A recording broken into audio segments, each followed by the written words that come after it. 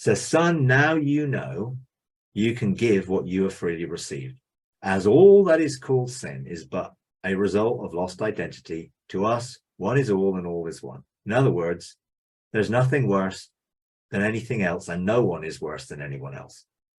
All of them are just lost.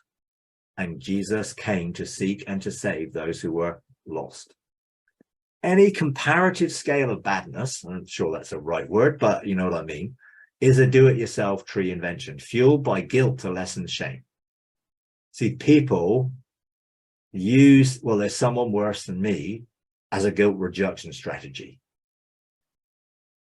We just see our children adrift in their lostness. As to us, one act is the same as all acts. Now, this is what the Father was trying to show me. You can't judge from what people have done. You can't judge, well, that person is worse than that person, that people deserves worse than this person. God doesn't deal with it that way. God sees lostness. And Jesus came to seek and to save those who were lost. He didn't come to judge. The judgment of the cross was innocent, not guilty. Son, mercy triumphs over man's view of justice when the stories are told. But what you will feel from those in shame is the self-inflicted reaping of all that they have sown. In the consuming fire of his love, people are reaping what they've sown in a self-inflicted way. They're still suffering the self-inflicted consequences in the fire, but they don't have to. And God is not wanting them to suffer that, because mercy is available.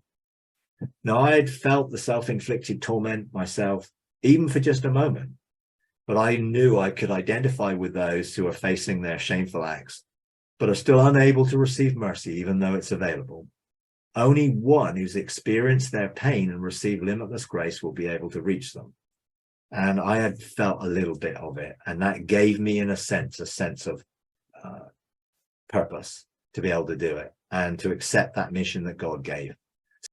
Now, I have been challenged over the things I've shared. People say, you're making it up, you're deluded, but they're my experiences. I'm not going to make a theology about them, but they are my experiences, and I do believe they represent the love of God and the unconditional nature of that love. And the Father encouraged me to persevere and not give up in face of criticism or judgment from others. Even the last week, there's been quite a lot of judgment flying around, accusations of heresy and all sorts of stuff. And I just bless those who are still stuck in their deception, as I see it. The Father said, those stuck in the deception of futurist eschatological judgment will inevitably frame restoration wrongly, so legislate for an opening of their eyes. I want them to come to the same knowledge of the love of God that I've experienced, that others have experienced, so they can be set free. They can enter into the reality of these things for themselves. The love of God is so powerful. The unconditional love of God goes beyond anything I could imagine or think. Nothing can separate us from the love of God. Nothing. Absolutely, completely nothing. Nothing we've done and nothing that has been done to us, if we'll only come to realize and accept the wonderful gift that Jesus has for us. Again, I just would ask you, have you experienced unconditional love? Are you living in unconditional love? Are you demonstrating unconditional love?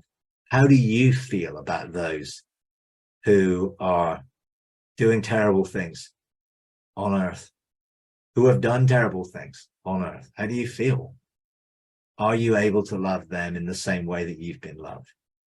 Do you have a heavenly vision of unconditional love?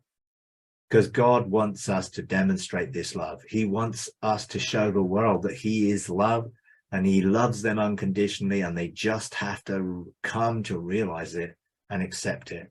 They don't have to earn it, jump through hoops to receive it. It is free. It is freely given, because Jesus came to take away our lost identity. He came to deal with our death. He died our death so we can live an abundant life. And it is sad for those who are living a less than kind of life because they don't know that they are accepted, reconciled, and forgiven already. and they feel guilt, shame, condemnation, or still living in self-righteousness, following humanistic knowledge, doing things independently of God. I want people to come to that knowledge. I want people to experience the amazing, powerful love of God that I've experienced, that I've seen in these testimonies. And again, I'm not asking you to believe me, but I am asking you to be willing, perhaps maybe, to go to the Father and ask him to show you. Ask him to show you the power of his unconditional love for those who may be yours and your mandate to reach. I am called to reach those that I'm mandated to reach. You may be able to reach others that I couldn't. Maybe are you willing to be open for God to show you, willing for God to use you in that way to demonstrate this love to those who are living and those who are dead, but still in that place of God's consuming fire?